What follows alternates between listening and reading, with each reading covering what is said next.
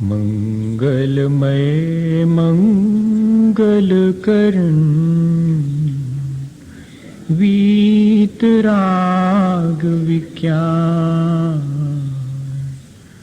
नमो ताहि जाते भये अरहंतादि मगा जो विद्यादि सागर सुधी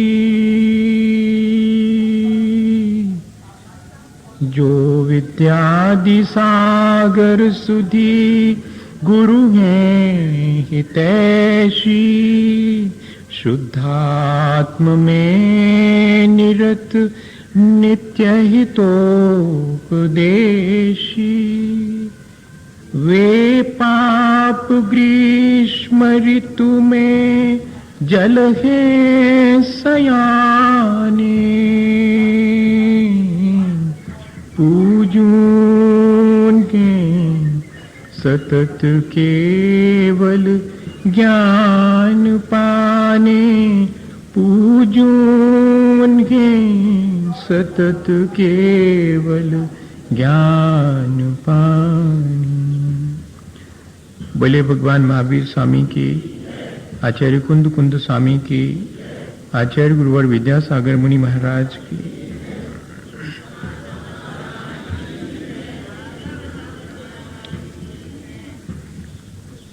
हम सभी लोगों ने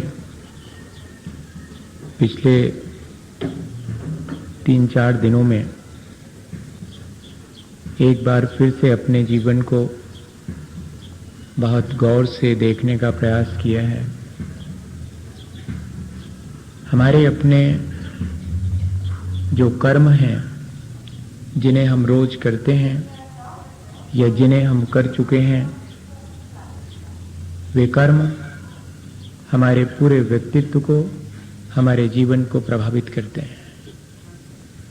वे कर्म हमारी वाणी, हमारे विचार, हमारी भावनाएं और हमारी दिन भर की क्रियाओं को भी प्रभावित करते हैं। ऐसी स्थिति में जबकि मेरे पहले किए हुए कर्म मेरे वर्तमान को प्रभावित करते हैं और मेरे वर्तमान के किए हुए कर्मों से भी मेरा वर्तमान प्रभावित होता है, तब क्यों ना ऐसा किया जाए कि इन कर्मों के बारे में ठीक ठीक जानकारी हासिल करें, क्योंकि मेरा पूरा जीवन कर्म से ही संचालित है। पहले तो मेरे मन में ऐसा भाव कभी कभार आ जाता था कि शायद कोई और है जो मेरे जीवन को संचालित करता है, पर अब तो पिछले दिनों से लगने लगा है कि नहीं, हमारे अपने जो कर्म हम कर चुके हैं या कि जिनके करने की तैयारी है या कि जो हम कर रहे हैं, वे सब हमारे व्यक्तित्व को, हमारे पूरे जीवन को निर्मित करते हैं या कि प्रभावित करते हैं। और जो कर्म हमने पहले कर लिए हैं उनका फल भोगने की बाध्यता है, ऐसा भी हमारे मन में लगता है कि अब जब हमने एक बार किसी से अपशब्द कह दिए हैं, किसी का खोटा कर दिया है, तो अब उसका फल तो हमको भोगना ही पड़ेगा। बहुत सहज सी बात है। सो ठीक है, वो फल तो मुझे भोगना पड़ेगा, लेकिन उस फल को मैं कैसे भोगूं, अब ये समझदारी तो मैं अपने अंदर जागृत कर सकता हूं, ये चतुराई और ये कला तो मैं सीख सकता हूं। ये बात जरूर है कि मैंने अपनी लापरवाही, मैंने अपनी अज्ञानता में किसी व्यक्ति के साथ बुरा व्यवहार किया है और उसका फल मुझे जरूर से मिलेगा, लेकिन उस फल को क्या मैं कमी वेशी कर सकता हूं? क्या मैं वो कर्म का फल ना मिले इस बात का इंतजाम कर सकता हूं, या कि वो कर्म का फल मुझे मिले तो थोड़ा कम होकर के मिले, और या कि उसका स्वाद में बदल सकूं। तो पिछले दिनों हमने ये भी समझा है कि हमने यदि अपनी अज्ञानतावश कुछ ऐसे काम कर लिए हैं जिनका हमें मालूम है कि फल अच्छा नहीं मिलेगा, तो करने के बाद वे जो कर्म मेरे भीतर संचित हो गए हैं उन पर भी मेरा वश है। मैं उनको वहीं के वहीं अपने वर्तमान के पुरुषार्थ को जागृत करके नष्ट कर सकता हूं। मैं खोटे कर्मों की स्थिति, मैं खोटे कर्मों की शक्ति, इन दोनों को मैं कमजोर बना सकता हूं। मैं अपने वर्तमान के पुरुषार्थ से अपने पुराने अच्छे कर्मों को और ज्यादा डोमिनेट कर सकता हूं। इतना ही नहीं, जब मेरी सामर्थ्य है उन कर्मों के फल को भोगने की, तो मैं उनको बाद में आने वालों को भी समय से पहले ला करके उनका फल भोग करके नष्ट कर सकता हूं। ये तो मेरे अपने बांधे गए कर्मों की स्थिति है। लेकिन जब वे मुझे अपना फल देने के लिए आ जाते हैं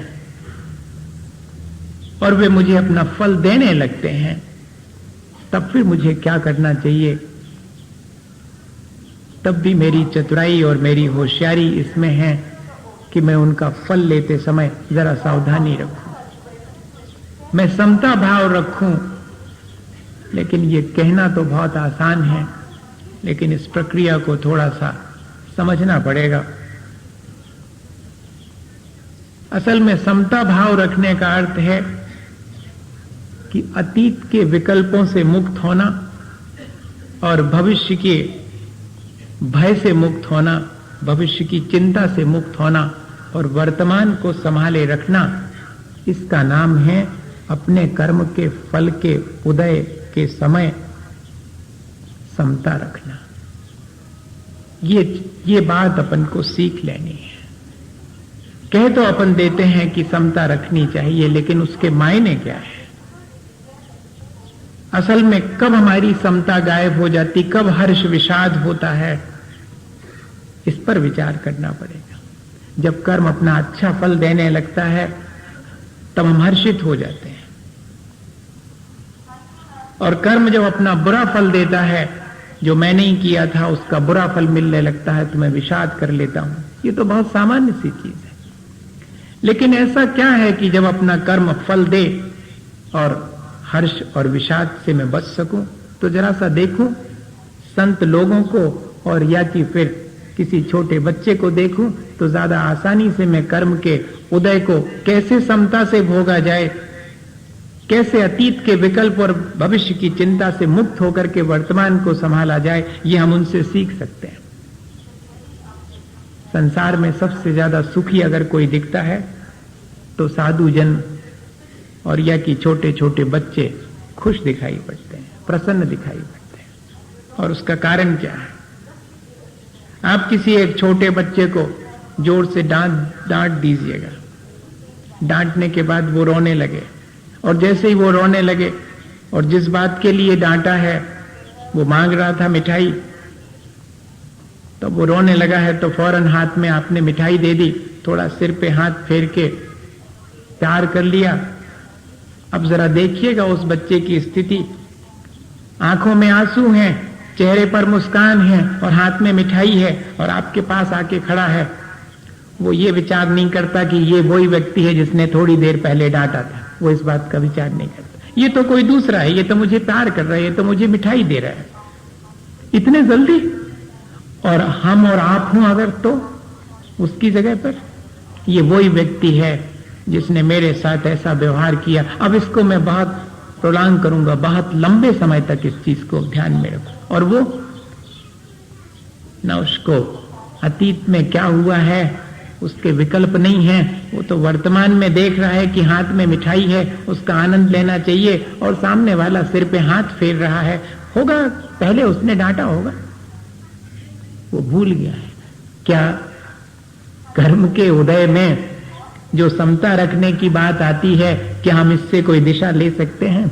इन छोटे छोटे से बच्चों की प्रसन्नता से अपने मन की प्रसन्नता को गायब ना होने दें। कर्म का फल भोगते समय क्या ऐसा सीख सकते हैं? हमें यही पुरुषार्थ करना है। कि हम जब कर्म अपना फल देने लगे तब हर्ष विषाद से ना घिरें। हर्ष विषाद से क्यों घिरते हैं? क्योंकि अतीत की याद आ जाती है। ऐसा ही उस समय हुआ था। जब दुख आता है तब अतीत की याद आती है कि जिंदगी निकल गई, मैंने कभी सुख देखा ही नहीं, कभी क्षण भर को सुख मिला था, मेरी जिंदगी तो पूरी दुख में ही निकल गई, मैं कहां तक इस दुख को सहन करूं। थोड़ा सा दुख है वर्तमान में, लेकिन अतीत के सारे दुखों की याद करके मैं अपने उस थोड़े से दुख को बढ़ा लेता हूं। और ऐसे ही जब मेरे किसी साता कर्म का उदय आता है, थोड़ी सुख सुविधाएं मेरे चारों तरफ इकट्ठी होने लगती हैं, तब भी मैं उसमें अत्यंत हर्षित होकर के भूल जाता हूं कि पिछले दिनों भी तो यही सारे संयोग मिले थे और उन संयोगों में, इन सारी सुख सुविधाओं में मैंने इसी तरह से हर्षित होकर के और अपने जीवन में दुख ही कमाया था। आज ये हर्ष आया है तो मैं इतना ज्यादा एक्साइट क्यों हूं? अगर ये विद्या हमारे लिए सीखने में आ जावे कि हम अतीत से मुक्त हो जावें। और दूसरी चीज ये और है कि जब दुख आता है तो थोड़ी देर को आया है ऐसा नहीं लगता, ये पता नहीं कब तक चलेगा, आगे भविष्य की चिंता और हो जाती है। और जब सुख आता है तब भी चिंता होती कि ये लंबे समय तक बना रहेगा कि नहीं बना रहेगा, 2-4 दिन में न खत्म हो जाए। या तो अतीत साथ में जुड़ता है और या कि भविष्य की चिंता जुड़ जाती है, और फिर मैं अपने वर्तमान के सुख दुख को आनंद न लेकर के न सुख का आनंद लेता हूं, भविष्य की चिंता से ग्रसित होकर के वर्तमान के सुख को बचाए रखने के प्रयत्न में अपना जीवन खो देता हूं, या कि वर्तमान के दुख को सहन न करके और उससे बचने के मिथ्या उपाय करने लगता हूं। तो मेरे अपने कर्म के उदय को मैं कैसे व्यवहार करता हूं उसके साथ, इसी पर मेरा पूरा व्यक्तित्व और मेरा पूरा जीवन टिका हुआ है। क्या हुआ था, एक बार एक घटना से अपन इस चीज को समझें और फिर आज अपने को इस कर्म बंध की प्रक्रिया को जीतने का क्या उपाय हो सकता है, इस पर थोड़ा सा विचार करना है। क्योंकि बांधे गए कर्मों के परिवर्तन का विचार हमने कर लिया है, जो बंध गए हैं वे उदय में आकर के अपना फल भी देने लगे हैं, तो उसमें जरा सावधानी रखनी है, चतुराई रखनी है। उसके फल भोगते समय ये भी हमने सीख लिया है। लेकिन इन कर्मों को जीतूं कैसे? अगर ये प्रक्रिया हमेशा चलती रहेगी तो कैसे काम चलेगा? इसलिए उस पर भी अपन विचार करेंगे। क्या कर्मों को जीतने का कोई उपाय है? ऐसा कर्म करूं जिससे कि मेरे कर्मों से मैं मुक्त हो जाऊं, क्या ऐसा कोई उपाय है? वो भी है। आचार्य भगवंतों ने कृपा करके और सारी बातें बहुत व्यवस्थित ढंग से और हमें समझाई हैं, हम उसका लाभ लेवें। अभी अपन थोड़ी सी चर्चा कर लेवें कि कैसे हम अपने सुख दुख को अतीत से और भविष्य से जोड़ करके, और जब कर्म का उदय आता है तब उसमें समता नहीं रख पाते हैं, सुख को बढ़ा नहीं पाते हैं और दुख को घटा नहीं पाते हैं, क्योंकि हम अपने सुख के लिए आगे तक भविष्य की चिंता से ग्रसित कर लेते हैं, और या कि दुख को और बढ़ा लेते हैं, घटा तो पाते ही नहीं है। अतीत में भी ऐसे ही दुख भोगे थे, भविष्य में भी ऐसे ही भोगने पड़ेंगे, वर्तमान के झेले नहीं जाते। क्या हुआ, एक बार घटना से शायद जल्दी समझ में आए। एक राजा का मित्र साधु बन गया, और एक दिन राजा को जंगल में उसके दर्शन हुए, तो राजा का मन हुआ कि अपने मित्र से कभी कोई विपत्ति आवे तो उसमें क्या करूं। सबके मन में ऐसा लगता है कि कभी कोई विपत्ति आवे तो कोई ऐसा सूत्र तो मेरे जीवन में रहे जिससे कि मैं उससे बच सकूं। तो अपने मित्र होने की वजह से और निवेदन किया कि महाराज कभी विपत्ति आए तो कोई मंत्र तो दे दो। उन्होंने कहा कि क्यों चिंता करते हो कि विपत्ति आएगी, विपत्ति आएगी इस बात की चिंता सबसे बड़ी विपत्ति है, अभी आई नहीं है। हम खींच खांच के ले आते हैं उसको कि अगर आ गई तो। बाबा जी ने तो यही जवाब दिया कि आएगी ही क्यों, ऐसा सोचते क्यों? बोले नहीं महाराज, ये आपके सोचने की बात है। आप वर्तमान में जीते हो, वर्तमान को संभालते हो, हम तो भैया भविष्य को भी संभालने में लगे हैं। बिगड़ जाएगा तो क्या करेंगे, कभी विपत्ति आ गई तो। आप तो कोई मंत्र दे दो। तो उन्होंने कहा देखो, जब बहुत बड़ी विपत्ति आए और कोई उपाय नहीं सूझे, तब इस मंत्र का उपयोग करना। और एक डिब्बी के भीतर एक कागज पर मंत्र लिख करके दे दिया कि इसको रखना, खोलना मत जब तक कि बहुत बड़ी विपत्ति ना आए, जिससे कि बचने का उपाय ही ना सूझे, तब के लिए है। ये अपने जीवन में जब कर्म का उदय आए तब कैसे उसको हम झेलें, इसकी विद्या है ये। और ऐसा हुआ कि राजा के जीवन में बहुत बड़ी विपत्ति आ गई। पड़ोसी राजा से झगड़ा हुआ, लड़ाई हुई और राजा को हार माननी पड़ी। और हार करके राजा और भाग रहा है, पीछे शत्रु के सैनिक लगे हुए हैं और आगे जाकर के देखता है कि मार्ग बंद हो गया है और पीछे से तो शत्रु आ ही रहे हैं। एक अकेला उतने 150 सैनिकों का सामना क्या करेगा? राजा ने कहा कि सोचा कि इससे बड़ी विपत्ति और कोई नहीं हो सकती। अब तो मुझे अपने उस मित्र साधु की उस सूत्र को, उस मंत्र को याद करना ही चाहिए। और डिब्बी खोली और डिब्बी में से वो कागज निकाला तो उस पर क्या लिखा हुआ था? मंत्र क्या था? This day will also pass, ये दिन भी गुजर जाएगा। बस इतना ही मंत्र, दिस डे विल ऑल्सो पास।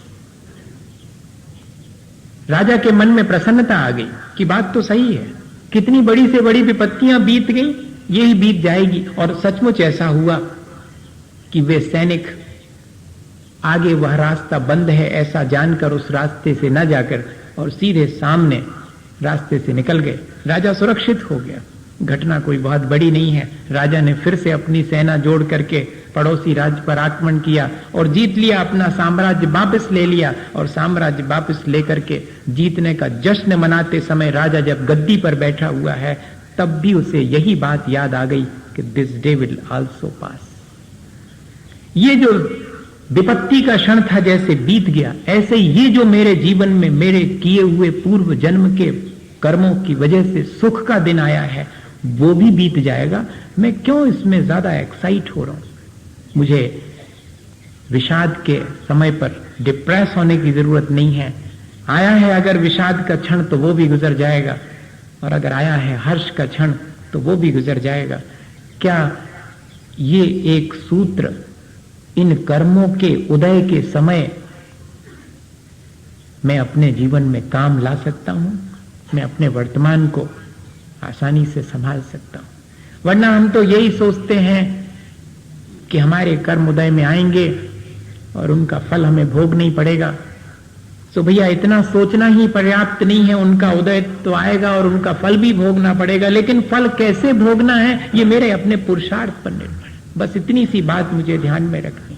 फल तो दुनिया भोगती है। साता का उदय सैकड़ों लोगों को है, लेकिन उस साता के उदय में कौन क्या अपना पुरुषार्थ करता है, इस पर निर्भर करता है उसके अपने जीवन का आगे का लेखा जोखा, सारा व्यक्तित्व इस पर निर्भर करता है।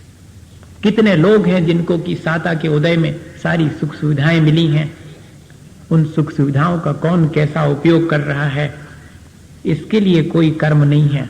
ये ध्यान रखना। हम यहां पर मंदिर आए हैं, हम यहां पर धर्म सभा में बैठे हैं, किसी कर्म के उदय से नहीं बैठे हैं। हम यहां पर अपने किसी कर्म को हटा करके अपने पुरुषार्थ को जागृत करके यहां तक आए हैं। किसी कर्म के उदय में यहां पर नहीं आए, ये ध्यान रखना। सारी चीजें सिर्फ कर्म के उदय से ही होती हों ऐसा नहीं है, मेरे अपने पुरुषार्थ से भी होती हैं।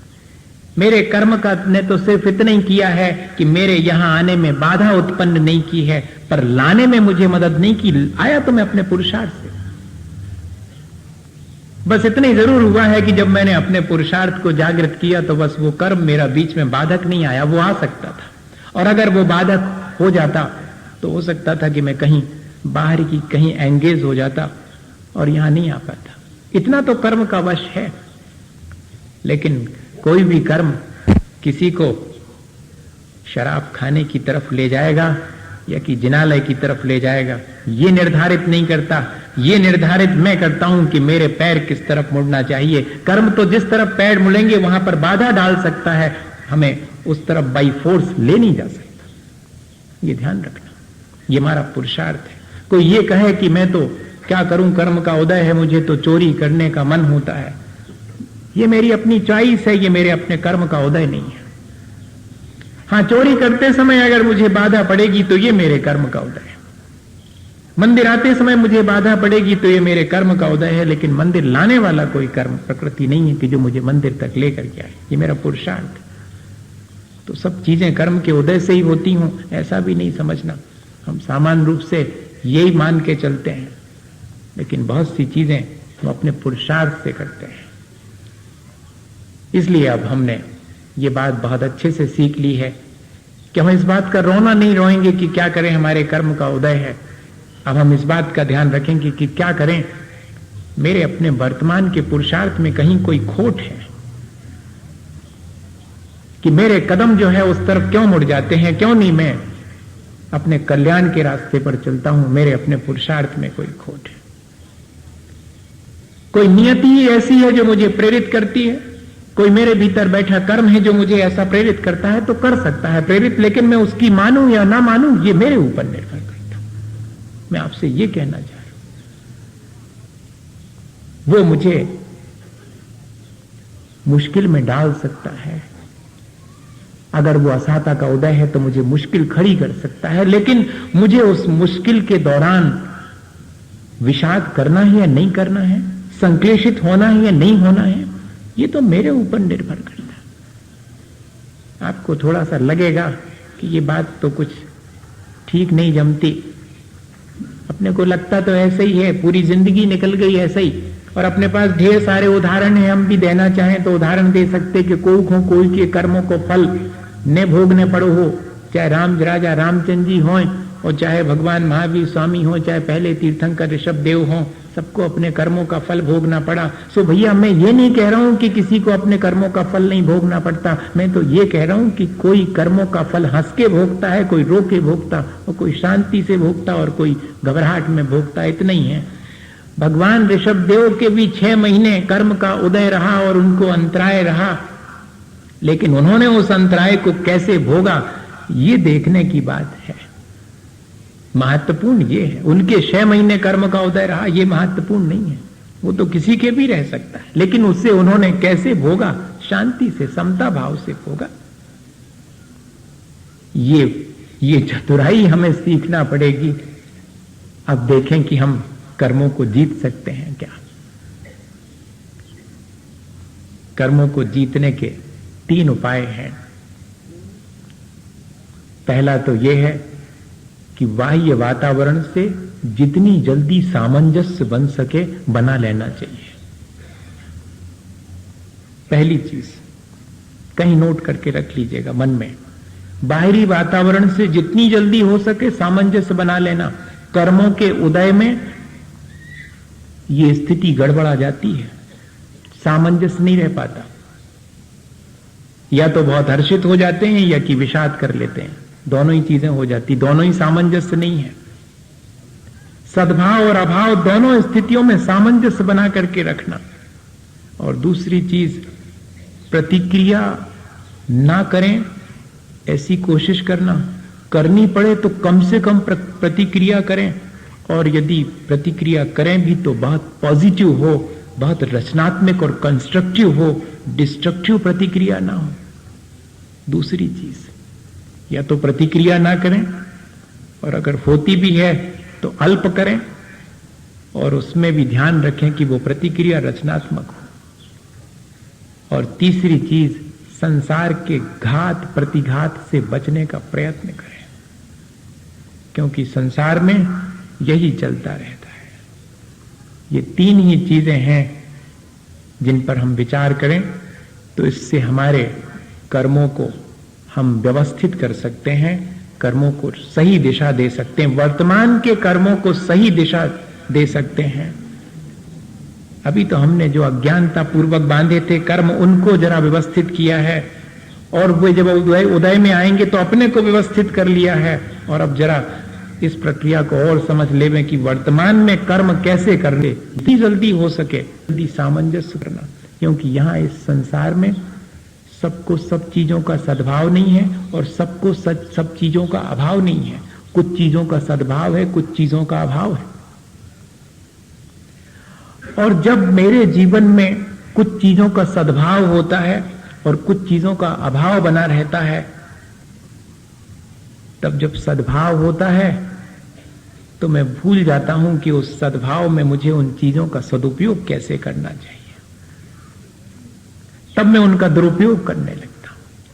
और जब उन चीजों का अभाव होता है तब मैं उन चीजों के प्राप्त करने के लिए चाहे जैसा उपाय करने लगता हूं। मैं दोनों स्थितियों में अपने स्वधर्म से, अपने कर्तव्य से विमुख हो जाता हूं। बस यहां जाकर के मैं अपना सामंजस्य खो बैठता हूं। वर्तमान के कर्मों को व्यवस्थित करने का उपाय यही है कि जो सद्भाव और अभाव है चीजों का, उसके बीच मैं देखूं कि कैसे मैं अपने स्वधर्म को या कि अपने कर्तव्य को निभाता रहूं। क्योंकि चीजों के सद्भाव में भी मैं कर्तव्य से विमुख हो जाता हूं और चीजों के अभाव में भी मैं कर्तव्य से विमुख हो जाता हूं। अपार धन हो, उसके सद्भाव में भी मैं अपने कर्तव्य से विमुख होता हूं, या कि धन का अभाव हो तब भी मैं अपने कर्तव्य से विचलित होकर के और मिथ्या कार्य करके और धन संपत्ति अर्जित करने लगता हूं। दोनों ही स्थिति में मेरा बाह्य वातावरण से सामंजस्य खो जाता है और मेरे कर्म मेरे जीवन को नष्ट कर देते हैं। दोनों स्थितियों में नष्ट करते हैं, चाहे सद्भाव हो या अभाव हो, और दोनों के बीच जो बैलेंस करके चलता है वो ही जीत पाता है। इन कर्मों को जीतना है अगर, तो उन दोनों के बीच सामंजस्य रखें। जीवन में हम देखते हैं किसी के पास धन पैसा है तो ज्ञान नहीं है, किसी के पास बुद्धि है तो शरीर ठीक नहीं है, किसी के पास में अगर धन पैसा है तो बेटा नहीं है, और अगर बेटा है तो शराबी निकल गया है। इधर सद्भाव है और उधर अभाव भी है, और इन दोनों के बीच में हम कोई सामंजस्य नहीं बिठा पाते हैं। क्षण भर को एक तरफ देखते हैं और लोगों की अपेक्षा मेरा बेटा तो है कम से कम, तो जरा मन को दिलासा मिलती है, लेकिन अगले क्षण देखता हूं कि बिगड़ तो गया है, संस्कार विहीन है। अगले क्षण मुझे फिर दुख खेल लेता है, मैं सामंजस्य नहीं कर पाता।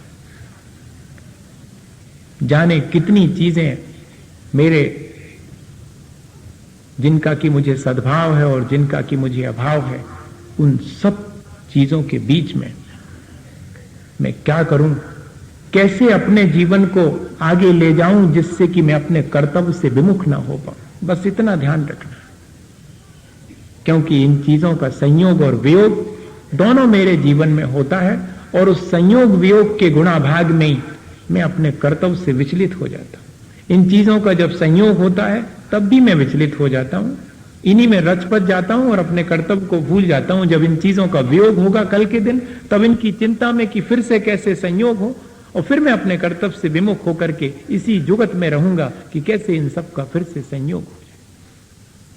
और यही में कि कोई सामंजस्य हमारे अपने बाह्य वातावरण से हम नहीं बना पा रहे हैं। जब बापू एक मीटिंग में पहुंचे इलाहाबाद, और सुबह सुबह जब मुंह धोने के लिए नायडू ने एक लोटा भर करके उनको दिया, और नेहरू जी बाजू में हैं, मुंह वो भी धो रहे हैं, और चर्चा चल पड़ी कांग्रेस की, तो कब लोटा खाली हो गया ध्यान नहीं रहा, और मुंह तो पूरा नहीं धुल पाया। तो बड़े दुखी हुए बापू। नायडू ने कहा कि इतने चिंतित क्यों हैं, एक और लोटा ले लीजिएगा पानी का भरा हुआ। नेहरू जी भी हंसने लगे कि आप भूल जाइएगा कि आश्रम में हो, आप तो मेरे यहां पर प्रयाग में हो, जहां संगम पर बैठे हुए हो आप, यहां पानी की क्या कमी है।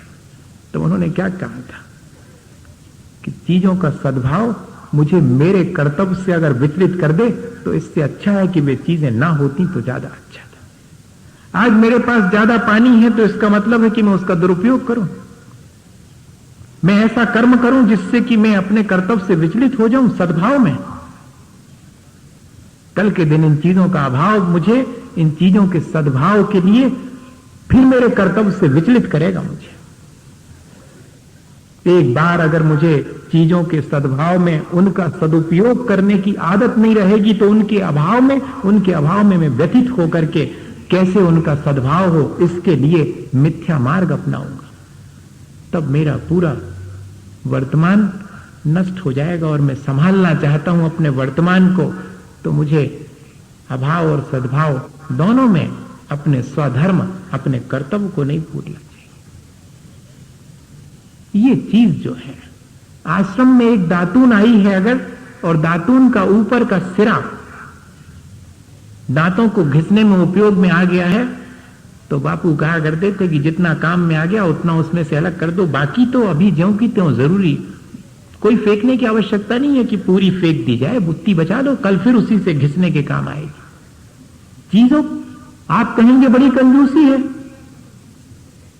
हां यहां तो डिस्पोजल का जमाना है कि पियो और फेंको, वेस्ट करो। इन चीजों का सद्भाव कल के दिन हमें जब अभाव होगा तब बहुत मुश्किल में डालेगा, ये ध्यान रखना। ये बाह्य वातावरण हमारे अपने कर्मों को किस तरह से प्रभावित करता है और कैसे हम उसके साथ समायोजन नहीं कर पाते हैं, ये छोटी छोटी सी चीजें हैं। अगर हमने ये कला सीख ली तब फिर देखिएगा, जो हम कह रहे थे कि कर्मों का उदय आवे और चाहे चीजों का सद्भाव हो चाहे अभाव हो, मैं अपने कर्तव्य से विचलित नहीं होऊंगा। यही प्रक्रिया तो सीखनी थी मुझे। मेरे अपने पुरुषार्थ के द्वारा मैं इस प्रक्रिया को सीख सकता हूं। एक बाबा जी रास्ते से गुजर रहे थे, किसान के खेत को देख करके बड़ी प्रसन्नता जाहिर की कि वाह तुम्हारा कितना सौभाग्य, तुम्हारे पिता से तुम्हें कितना बढ़िया खेत मिला। तब मालूम उस किसान ने क्या जवाब दिया था कि बाबा जी मेरे पिता का मैं एहसानमंद हूं कि इतना बढ़िया खेत मुझे मिला, लेकिन इस खेत में जब फसल नहीं आई थी तब इस खेत को देखते कि क्या स्थिति थी इसकी, और आज जब फसल आई है तब आप देख रहे हैं जब मुझे मेरे हाथ में ये खेत मिला था तब क्या स्थिति थी। ये बात मुझे किस बात की प्रेरणा देती है, मुझे वर्तमान का जीवन कैसा मिला था, अब मैंने उसमें किस तरह से इजाफा किया है, ये मेरे अपने पुरुषार्थ का फल है, ये मेरे अपने बाह्य वातावरण के साथ एडजस्ट करने की सामर्थ्य है। जो प्राप्त हुआ है उसमें मैं क्या बेहतर से बेहतर कर सकता हूं। मुझे 2 हाथ और 2 आंखें और दुरुस्त शरीर मिला है तो मैं क्या बेहतर कर सकता हूं, मैं अपने कर्तव्य को कैसे ठीक से करूं। अगर ये चीज मेरे मन में बनी रहे तो आसानी से मैं कर्मों को जीत सकता हूं। और दूसरी चीज कि मैं प्रतिक्रिया ना करूं, पर ये तो बहुत मुश्किल है। कोई मुझे गाली दे और मेरे भीतर कुछ भी ना हो, पानी हिले तक नहीं भीतर का, ऐसा तो हो ही नहीं सकता। कोई मुझे प्यारी सी बात कहे और मेरे भीतर मैं एक्साइट नहीं हूं, ऐसा हो ही नहीं सकता। प्रभावित हुए बिना रहते ही नहीं मैं। जो भी एक्शन होता है बाहर से, मैं उसका रिएक्शन हमेशा करता हूं, बिना रिएक्शन के तो होते ही नहीं। तो फिर ठीक है, मुझे प्रतिक्रिया तो करनी है। बाह्य वातावरण मेरे ऊपर प्रभाव डालेगा, मुझे उसकी प्रतिक्रिया कैसी करनी है, मुझे प्रतिक्रिया कम से कम करनी है, और जहां तक बन सके बुरी प्रतिक्रिया को पोस्टपोन करना है, और अच्छी प्रतिक्रिया करने के लिए हमेशा ध्यान रखना है। इतना नहीं कर सकते क्या अपन? है तो बहुत मामला कठिन। अपने को तो जब घर में मां कहती थी कि फलाना काम कर दो, हम नहीं करते, हमें फुर्सत नहीं है, पहले नंबर। बाद में कहेंगे धीरे से, हां बताओ क्या करना है। अब कर्म तो पहले कर चुके आप, अब सुधारने की प्रक्रिया है, सुधार लो। हम सबके साथ भी यही है। सबसे पहले हम रिएक्शन क्या करते हैं, नेगेटिव रिएक्शन करते हैं। इतनी आदत हमारी पड़ गई है, कर्म हम करते भी हैं तो नकारात्मक कर्म अधिक से अधिक करते हैं, और हम कर्मों को जीतना चाहें। नकारात्मक कर्म करने वाला कर्मों को जीत नहीं सकता। जो सकारात्मक पॉजिटिव कर्म करता है, रचनात्मक कार्य करता है, वो कर्मों से पार हो जाता है। कक्षा में फेल होने वाला आगे की कक्षा में नहीं बढ़ता भैया, कक्षा में पास हो जाने वाले को आगे की कक्षा में बढ़ाया जाता है, और हम तो अपने कर्म करने में फेल हैं, तो कर्मों से पार कैसे होंगे? जरा कर्म करने की प्रक्रिया तो सीख लेवें। कर्म तो करना है, जो कुछ भी होंगे सामने से आएंगे उनकी प्रतिक्रिया करनी है। उस प्रतिक्रिया को कैसा करना है? अत्यंत अल्प प्रतिक्रिया करने वाला कर्मों से पार हो जाएगा, और अगर प्रतिक्रिया करता भी है और पॉजिटिव करता है तब भी उससे पार हो जाएगा। सिर्फ ये प्रक्रिया अपन को सीख लेनी है। रास्ते से चले जा रहे हैं और कांटा लग गया, खून निकलने लगा, क्या प्रतिक्रिया करनी है? अरे कैसे लोग हैं, रास्ते में पत्थर डाल देते हैं। एक प्रतिक्रिया ये है। और अगर ज्यादा अपना रौब है, अपना रुतबा है अगर, तो पत्थर क्या, मैं तो पूरी रोड फिर से बनवा दूंगा। हाँ, ऐसी प्रतिक्रिया करूंगा। और या फिर तीसरी प्रतिक्रिया और है, जो सज्जन पुरुष की प्रतिक्रिया होती है। दोनों प्रतिक्रियाएं संसार बढ़ाने वाली हैं, मेरे कर्मों के लिए और अधिक मौका देने वाली हैं, मेरे साथ ट्रैप होने का, मेरे साथ बंधने का। और उन कर्मों को हटाने का, जीतने का उपाय क्या है? कि जिस क्षण मुझे वो कांटा लगे तब धन्यवाद देता हूं कि चलो कांटा ही लगा, संभव है कि इससे भी ज्यादा कोई चोट लग सकती थी, अच्छा हुआ निकल गया मामला। किसी से कोई शिकायत नहीं है, किसी के प्रति कोई दुर्भावना नहीं है। अपने जो कर्म मैंने किए थे उनका फल अच्छा हुआ, मेरी सावधानी और मेरी पूरी कॉन्शियस के साथ ये कर्म आकर के निकल गया। अब मुझे कोई प्रतिक्रिया नहीं करनी, और करनी भी है तो पॉजिटिव सिर्फ इतनी कि धन्यवाद दे रहे हैं कि बहुत अच्छा हुआ, निकल गया। किसी के गाली देने पर क्या धन्यवाद देने का मन होता है? नहीं होता। सीखना पड़ेगा कि बहुत अच्छा हुआ, गाली दे के ही मामला निपट गया। पता नहीं तमाचा मार सकता था, मेरा कर्म मैंने पता नहीं कैसा बांधा था जो कि सिर्फ गाली लेकर के आया, और हो सकता था कि ये तमाचा दे सकता था, हो सकता धक्का दे सकता था, हो सकता है कि कल के दिन अगर इसको मेरे किसी कर्म के उदय की वजह से इसको ऐसी प्रेरणा हो जाती तो मेरे ऊपर बंदूक भी चला सकता था। अच्छा हुआ कि गाली में मामला निपट गया, धन्यवाद। बहुत मुश्किल है, ऐसा रिएक्शन बहुत मुश्किल है।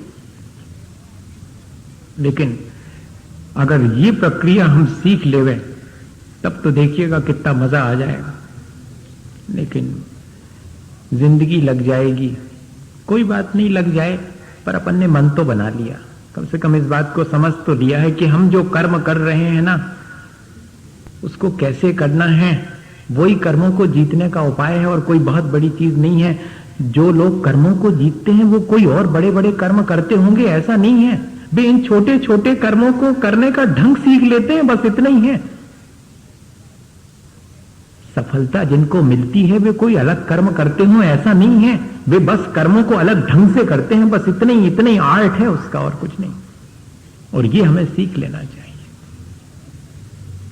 कोई हमें और बहुत बड़े कर्म जीतने के लिए कर्म करना हो। और तीसरी चीज पर विचार मेरे ख्याल से फिर करेंगे अपन। आज दो ही चीजें ठीक हैं, समय की सीमा में रह करके भी कैसे काम किया जाता है, ये भी काम करने का एक ढंग है। नहीं तो सारा दिन गड़बड़ा जाएगा, सामंजस्य बाह्य वातावरण से खो जाएगा। कल किसी ने प्रश्न कर दिया था, उसका जवाब भी दे रहा हूं कि धार्मिक कार्यों में समय की सीमा की क्या आवश्यकता है। उन्हें तो जितनी चाहे देर तक करना चाहिए, लेकिन ध्यान रखना, अपने कर्तव्य से विमुख होना धर्मात्मा होने का लक्षण नहीं है। मैं सुबह से पूजा विस्तारूं और ना मुझे अपने बच्चों के भोजन की चिंता है और ना मेरे परिवार की, और सुबह की विस्तारी और शाम तक कर रहा हूं, कहने को तो मैं पूजा कर रहा हूं, वाह भैया, तब तो फिर बहुत अच्छा है। मैं अपने कर्तव्य को और दायित्व को पहचानूं, दोनों में बहुत फर्क है। धर्म ध्यान करना मेरा दायित्व है, लेकिन इसके साथ कितनी देर तक कैसा क्या करना ये मेरा कर्तव्य है। पढ़ना मेरा दायित्व है क्योंकि मैं विद्यार्थी हूं, लेकिन कर्तव्य यह है कि समय से स्कूल में पहुंचूं। ऐसा नहीं कि मुझे तो पढ़ना मेरा दायित्व, मैं 2 बजे पहुंचूंगा स्कूल, 11 बजे स्कूल लगता तो 11 बजे पहुंचना पड़ेगा, ये मेरा कर्तव्य है। मुझे तो भोजन खाना करना है, सुबह से शाम तक कभी भी कर सकता हूं, ऐसे नहीं चलेगा। मेरा कर्तव्य है कि जब मां थाली परोस के बुला रही है तब उस समय पहुंच जाऊं, बाकी काम छोड़ करके, या कि बाकी काम इस तरह व्यवस्थित करूं कि समय पर पहुंचूं।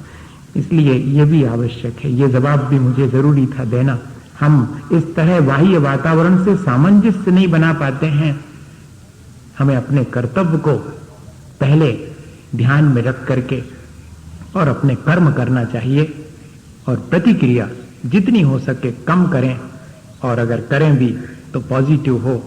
अगर किसी ने हमारे ऊपर गरम चाय डाल दी है, जैसे सुकरात के ऊपर उनकी जीवन साथी ने डाल दी थी, और सारे मित्र उनके सामने हक्के बक्के रह गए थे कि अब तो मामला बिगड़ा, और तब भी सुकरात ने मुस्कुरा करके कहा था कि बहुत बहुत धन्यवाद मेरी जीवन साथी को, ऐसी हिसाब से डाली कि आधा ही जल पाया, आधा तो फिर भी बचा हुआ है, कुछ नहीं बिगड़ा, हो सकता पूरा जल जाता, लेकिन धन्यवाद उसको। ऐसी प्रतिक्रिया करने का यदि हम कुछ उपाय कर लेवें तो भैया हमारे वर्तमान के कर्म भी सुधर जाएंगे और हम उनको जीत सकेंगे और अपने जीवन को अच्छा बना पाएंगे। इसी भावना के साथ बोले आचार्य गुरुवर विद्यासागर मुनि महाराज। हे गुरुवर शाश्वत सुख दर्शक, यह नग्न स्वरूप तुम्हारा है, जग की नश्वरता का सच्चा दिग्दर्शन करने वाला है।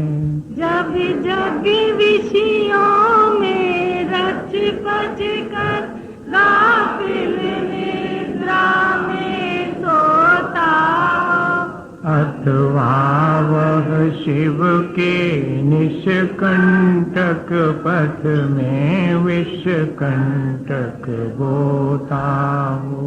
अर्ध निशा का सन्नाटा, वन में वनचारी चरते हो, तब शांत निराकुल मानस तुम तत्वों का चिंतन करते हो।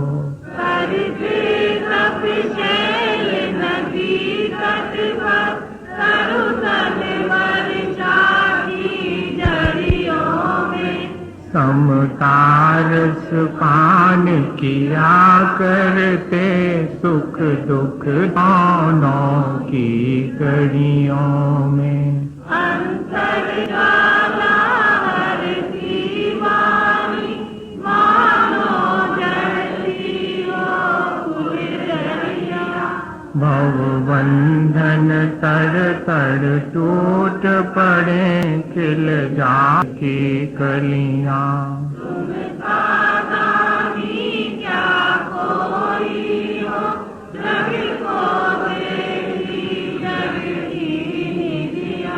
दिन रात लुटाया करते हो, शम शम की अविनश्वर बलिया। निर्मल देव तुम्हें प्रणाम, हे ज्ञान दीप आगम प्रणाम, हे शांति त्याग के मूर्तिमान, शिव पथ पंथी गुरुवर प्रणाम। नित्यातम नाश वेको, ज्ञान के प्रकाश वेको, आपा परिहास वेको, अनुति बखानी है। साहो जग ध्यान वेको, बंद विध भान वेको, सपर पिछान वेको, परम प्रमाणी है। अनुभव बताए वेको, जीव जताए वेको,